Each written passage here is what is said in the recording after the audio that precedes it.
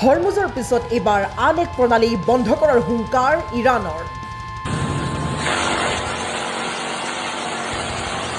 সমগ্ৰ বিশ্বত পৰিবলৈ গৈ আছে ইয়াৰ ডাঙৰ প্ৰভাৱ। ইৰাণ আৰু আমেৰিকাৰ মাজৰ উত্তেজনাই পুনৰ এবাৰ এক গুৰুত্বপূৰ্ণ আন্তঃৰাষ্ট্ৰীয় জলপথক কেন্দ্ৰ কৰি ল'লে এক নতুন ৰূপ। ইয়াৰ মাজতে এইবাৰ বাব আল মাণ্ডেব প্ৰণালীক লৈও কঠোৰ সতৰ্কবাণী জাৰি কৰিছে ইৰাণে।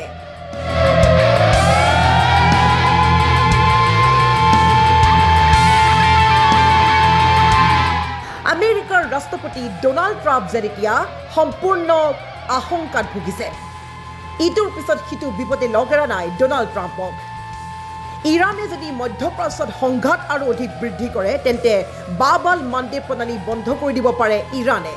এনে পৰিস্থিতিত ইতিমধ্যে ব্যাহত হোৱা তেলৰ যোগান আৰু অধিক হ্ৰাস পাবলৈ গৈ আছে, কিয়নো পশ্চিম এছিয়াৰ অশান্তিৰ বাবেই হৰমুজ প্ৰণালীৰ জৰিয়তে আমদানি ৰপ্তানি যথেষ্ট পৰিমাণে হ্ৰাস পাইছে। এই প্ৰণালী অৰ্থাৎ বাব আল মাণ্ডেব প্ৰণালী হৈছে বিশ্ব বাণিজ্যৰ বাবে এক অত্যন্ত গুৰুত্বপূৰ্ণ প্ৰণালী, কিয়নো প্ৰত্যেক দিনাই প্ৰায় 88 লাখ কেৱল তেল এই পথেদি পৰিৱেশন কৰা হয়। বিশ্বৰ প্ৰায় 10ৰ পৰা 12% সমুদ্ৰ পথৰ বাণিজ্য এই ৰুটৰ ওপৰত নিৰ্ভৰশীল। ইউৰোপ এছিয়া বাণিজ্যৰ অন্যতম প্ৰধান কৰিডৰো হৈছে এইটোৱে, যাৰ ফলত এই পথ বন্ধ হৈ গ'লে জাহাজসমূহক আফ্ৰিকাৰ কেপ অফ গুড হোপ বুলি ঘূৰি যাব লাগিব, যাৰ ফলত সময় আৰু ব্যয় দুয়োটাই যথেষ্ট বৃদ্ধি পাব। পিছে এতিয়া ডাঙৰ প্ৰশ্ন হৈছে, ইৰাণে ঘোষণা কৰিব নেকি বাব আল মাণ্ডেব প্ৰণালী বন্ধ কৰাৰ? ইতিমধ্যে বাব আল মাণ্ডেব প্ৰণালীক লৈ কঠোৰ সতৰ্কবাণী জাৰি কৰিছে ইৰাণে। এই যুদ্ধৰ মাজতে যুদ্ধবিৰতিৰ কোনো বৈঠক হোৱাৰ সম্ভাৱনা নাই। আনহাতে শান্তি চুক্তি চূড়ান্ত কৰিব বিচাৰিলে আমেৰিকাক প্ৰথম এটা পৰীক্ষা দিব লাগিব বুলিও দাবী কৰিছে ইৰাণে। সেই পৰীক্ষাত উত্তীৰ্ণ হোৱাৰ বাবে কি কি চৰ্ত পূৰণ কৰিব লাগিব সেই বিষয়েও ইংগিত দিছে ইৰাণে।